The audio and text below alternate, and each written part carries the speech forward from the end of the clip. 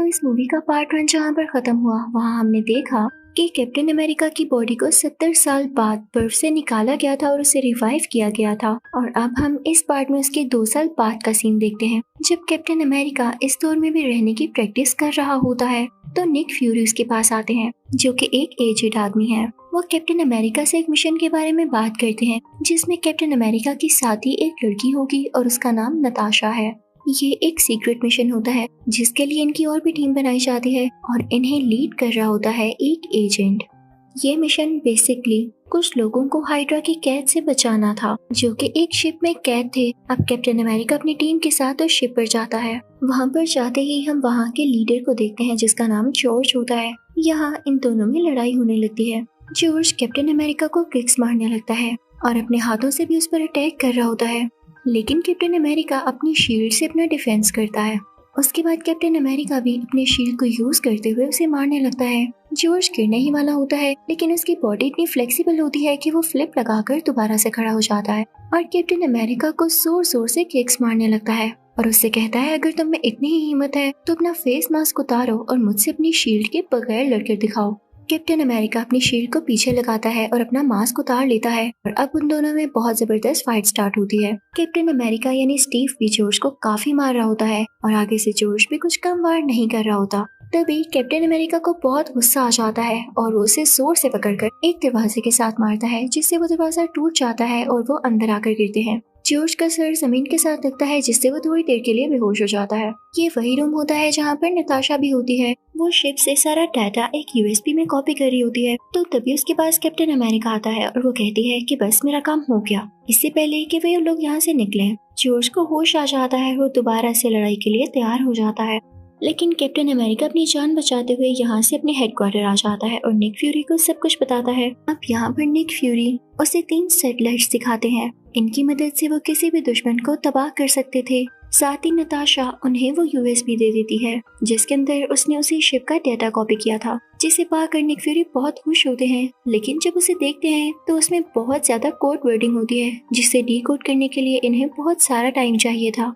और ये काम इतना आसान नहीं था। इनकी कंपनी का नाम शील्ड होता है जो कि बहुत फेमस होती है। ये वही कंपनी होती है जिसमें अब कैप्टन अमेरिका भी काम करता है और साथ ही साथ नताशा भी। लेकिन इन सबको खबर होती है कि शील्ड में एक ऐसा स्पाई है, यानी कोई एक ऐसा आदमी है जो कि हाइड्रा के साथ मिला हुआ है। हाइड्रा वही है जो शील्ड के अगेंस्ट है और उसका कोई आदमी यहाँ पर होना बहुत खतरे की बात है। अब निक फ्यूरी अपने घर जा रहे होते हैं कि तभी रास्ते में उनका एक एक्सीडेंट होता है और उन्हें चारों तरफ से घेर लिया जाता है। वो पुलिस होती है और तभी वहाँ पर हम एक आदमी को देखते हैं जिसने अपना फेस कवर कर रखा था, लेकिन उसे द विंटर सोल्जर के नाम से जाना जाता है। निक फ्यूरी काफी जीनियस होते हैं तो वो वहाँ से चले जाते हैं और सीधा कैप्टन अमेरिका के पास आते हैं। ये कैप्टन अमेरिका का घर होता है तो निक फ्यूरी से बताते हैं स्टीव मेरी जान खतरे में है। नताशा ने जो मुझे डाटा कॉपी करके दिया है वो यूएसबी मेरे पास है जिसे बहुत से लोग हासिल करना चाहते हैं। मुझ पर रास्ते में हमला भी हुआ है जिसके पीछे हाइड्रा का हाथ है। मैं नहीं चाहता कि ये लोग मुझे मार। अभी के लिए ये यूएसबी अपने पास रखो ताकि अगर मुझे कोई पकड़ भी लेता है तो उन्हें ये न पता चल सके कि मेरे पास ये यूएसबी है और जो डाटा इतनी मुश्किल से हमने हासिल किया वो हमारे हाथों से निकल जाए। लेकिन तभी वहाँ पर एक और अटैक होता है और ये अटैक किसी और ने नहीं, उसी द विंटर सोल्जर ने कराया था, जिसकी वजह से निक फ्यूरी की डेथ हो जाती है।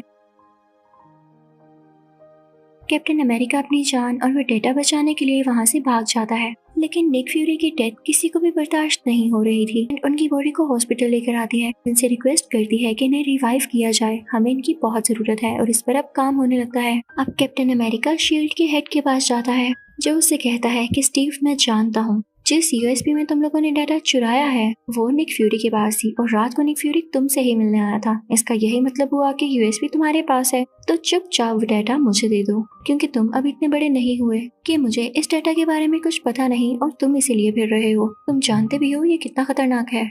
लेकिन स्टीव यहाँ पर साफ साफ मना कर देता है और कहता है मेरे पास कोई यूएसबी नहीं है। कहकर कैप्टन अमेरिका यानी स्टीव वहाँ से चला जाता है और एक एलिवेटर में आता है, लेकिन ये बात उस हेड से हजम नहीं होती, यानी उसे अच्छा नहीं लगता। तो अपने कुछ लोगों से कहता है कि एलिवेटर में कैप्टन अमेरिका पर अटैक कर दो, लेकिन उसे भी कहीं ना कहीं पहले से शक हो रहा था।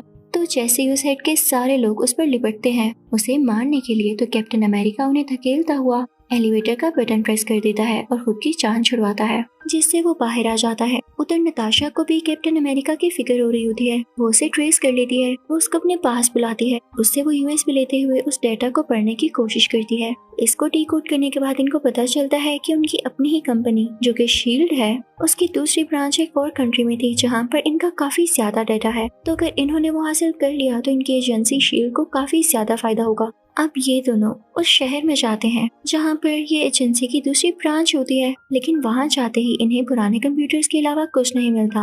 उन कंप्यूटर्स पर एक क्लिप चलने लगती है जो कि डार्क स्कल के उसी साइंटिस्ट की होती है। वो नहीं चाहता था कि कोई भी यहाँ पर आकर डेटा ले, और उन रिकॉर्डिंग्स में ये साफ साफ जाहिर था कि शील्ड के बारे में जितनी भी इंफॉर्मेशन है वो हाइड्रा को भी है, क्योंकि शील्ड के कई ज्यादा लोग हाइड्रा की तरफ भी आए और हाइड्रा के कुछ स्पाइस भी शील्ड में गए। तो इसलिए शील्ड को हाइड्रा का डेटा चुरा कर कोई फायदा नहीं होना, जबकि हाइड्रा को शील्ड की डेटा के बारे में जानने के लिए कोई शौक ही नहीं था। लेकिन ये सब झूठ था, क्योंकि अगर इनको इन्फॉर्मेशन चुराने की जरूरत ना होती तो हाइड्रा अपने स्पाई क्यों शील्ड में भेजती। यहाँ पर सिर्फ और सिर्फ इन दोनों को डिस्ट्रैक्ट किया जा रहा था। अब दूसरी तरफ उसमें से एक सैटेलाइट एक्टिवेट हो जाती है जिसके बारे में निक फ्यूरी ने कैप्टन अमेरिका को बताया था कि ये हमारे दुश्मनों को मारेगी जो कि हाइड्रा से ताल्लुक रखते हैं, उससे कनेक्टेड है। तो सैटेलाइट ये समझ लेती है कि कैप्टन अमेरिका और नताशा हाइड्रा के लोग हैं, तो वो उन पर मिसाइल छोड़ देती है, इससे उस एजेंसी की वो ब्रांच तबाह होने लगती है। लेकिन कैप्टन अमेरिका जानता था कि इसके अंडरग्राउंड पे एक रास्ता है, तो वो नताशा को वहाँ से लेकर जाता है और बचा लेता है। तभी कैप्टन अमेरिका को रियलाइज होता है कि उनकी एजेंसी में जो बंदा है जो इन पर स्पाई कर रहा है और हाइड्रा से ताल्लुक रखता है, वो कोई और नहीं बल्कि इसी का अपना हेड है, जिसने एलिवेटर में कुछ लोग भेजे ताकि वो कैप्टन अमेरिका को नुकसान पहुंचा सके।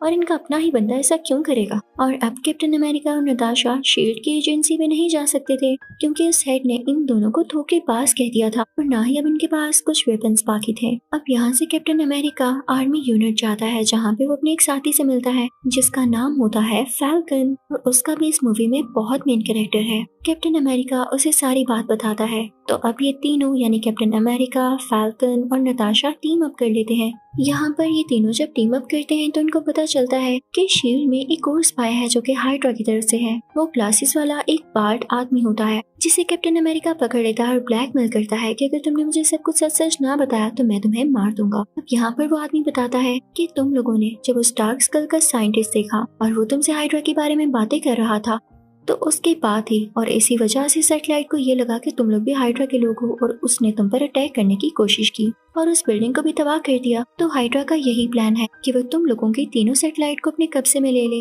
एक को तो वो ले चुकी है और अब देखना जल्दी वो वक्त आएगा जब तीनों की तीनों सैटेलाइट जो कि निक फ्यूरी के मुताबिक शील्ड के लिए ही फायदेमंद थी, वो अब हाइड्रा के लिए काम करेंगी।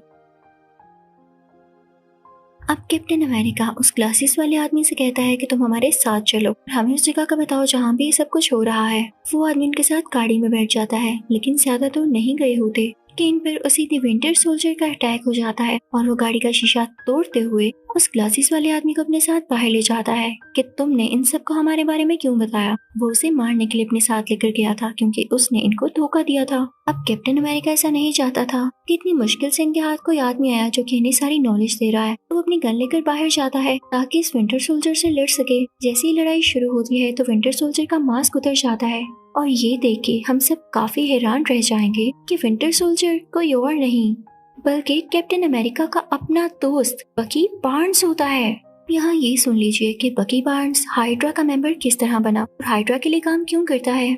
क्योंकि पार्ट 1 में जब वो ट्रेन से गिरा था तो हमें ये लगा कि शायद वो मर गया है, लेकिन नीचे उसे हाइड्रा के लोगों ने बचा लिया था और उसका इतना ज्यादा माइंड वॉश किया, शील्ड के अगेंस्ट बातें मरी, इवन कैप्टन अमेरिका के खिलाफ भी, कि अब वो हाइड्रा के लिए ही काम करना शुरू हो गया। नेक्स्ट सीन में हम देखते हैं कि कैप्टन अमेरिका निक फ्यूरी से मिलने जाते हैं जो कि अब जिंदा हो चुके थे। वहां जाकर उनको पता चलता है कि निक फ्यूरी एक्चुअली मरे ही नहीं थे, सिर्फ एक्टिंग कर रहे थे ताकि हाइड्रा उनका पीछा छोड़ दे और उनके असिस्टेंट ने फौरी तौर पर यानी जल्दी उनको हॉस्पिटल पहुंचाकर उनकी जान सच में बचा ली और वो ठीक ठाक है। कैप्टन अमेरिका इन्हें ऐसे देख के बहुत खुश होता है तो निक फ्यूरी उनसे कहते हैं बस अब हमें ध्यान देना होगा हमारे अगले मिशन पर। तुम जैसा कि जानते हो कि हाइड्रा ने हमारी सब सैटेलाइट्स को हैक कर लिया है, तुम्हें बस ये करना है कि हमारी सैटेलाइट्स की चिप में ऐसी चेंजिंग करनी है कि वो दोबारा से शील्ड के साथ कनेक्टेड हो जाए और शील्ड के अलावा किसी भी एजेंसी का कहना ना माने। अगर तुमने ऐसा ना किया तो वो जल्दी बाकी कंट्रीज पर इसके जरिए फायरिंग स्टार्ट कर देंगे। अब हम शील्ड की एजेंसी के अंदर ही देखते हैं कि उनमें से एक सैटेलाइट को लॉन्च किया जा रहा होता है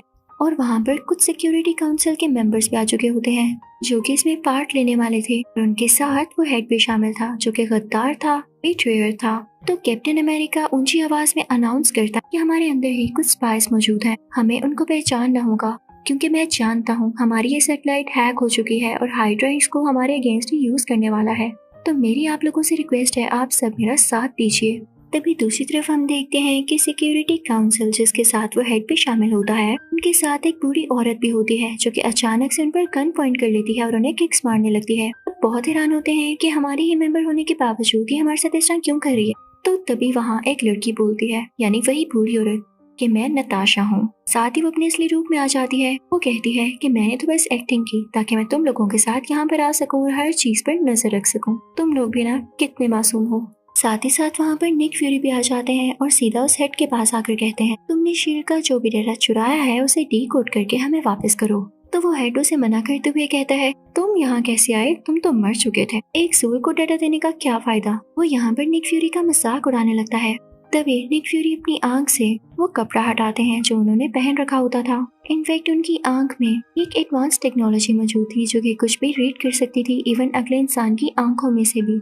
उसके दिमाग की सारी मेमोरी, साथ ही साथ वो डिकोडिंग भी कर सकती थी। तो निक फ्यूरी अपनी आंख से उस हेड की आंख की तरफ देखते हुए वो सारा डेटा रीड कर लेते हैं और उसकी डिकोडिंग भी कर लेते हैं। साथ ही साथ वो नताशा से कहते हैं कि इसके सारे लोगों को मार दो, और अब वो दोनों फायरिंग करके उन सब लोगों को मार देते हैं। अब उधर कैप्टन अमेरिका भी अपना काम बहुत अच्छे तरीके से कर रहा होता है। जैसा कि उसे निक फ्यूरी ने कहा था, वो सैटेलाइट के अंदर जाकर उसमें से हाइड्रा की चिप्स निकालता है और शील्ड की चिप्स डाल देता है, जिससे उस सैटेलाइट पर दोबारा से शील्ड का कंट्रोल आ जाता है। उसको कंट्रोल निक फ्यूरी की असिस्टेंट ही कर रही थी। लेकिन तभी वहाँ पर बकी बार्न्स यानी द विंटर सोल्जर आ जाता है। यहाँ पर कैप्टन अमेरिका अपने दोस्त से लड़ना नहीं चाहता था, क्योंकि अभी भी उसके पास वो सारी मेमोरीज होती हैं उस टाइम की जो उसने बकी बार्न्स के साथ अच्छे से गुजारा। लेकिन वो नहीं जानता था कि बकी बार्न्स के दिल में अब उसके लिए कितनी नफरत है, क्योंकि इस हद तक, इस लिमिट तक उसका माइंड वॉश किया जा चुका था। विंटर सोल्जर उसी सैटेलाइट के साथ लटक कर कैप्टन अमेरिका पर फायरिंग करने लगता है। अब उसके पास आकर, उसके ऊपर आकर उस पर पंचेस मारने लगता है। लेकिन कैप्टन अमेरिका आगे से खामोश होता है, उसको कुछ भी नहीं कह रहा होता। लेकिन तभी सैटेलाइट में आग लगने लगती है, उसके कुछ पार्ट्स नीचे गिरने लगते हैं। तभी कैप्टन अमेरिका विंटर सोल्जर को अपनी बकी बार्न्स को ये बताता है कि ये सैटेलाइट अब हमारे कब्जे में है। तो विंटर सोल्जर भी उसे पंचेस मारने से रुक जाता है, और उस सैटेलाइट की तबाह होते ही वो दोनों भी नीचे पानी में गिर जाते हैं।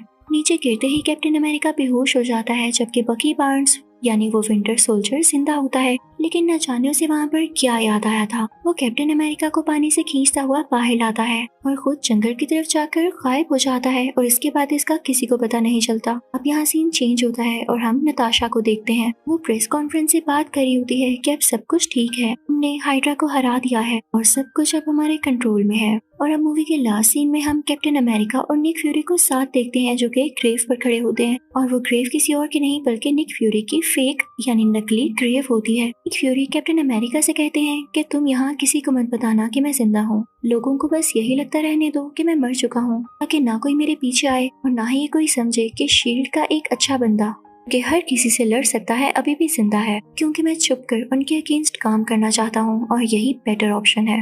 एंड पर हम कैप्टन अमेरिका और फैल्कन को एक साथ देखते हैं, जो कि आज भी बकी बार्न्स की तलाश में होते हैं। इसी के साथ इस मूवी का यही एंड होता है।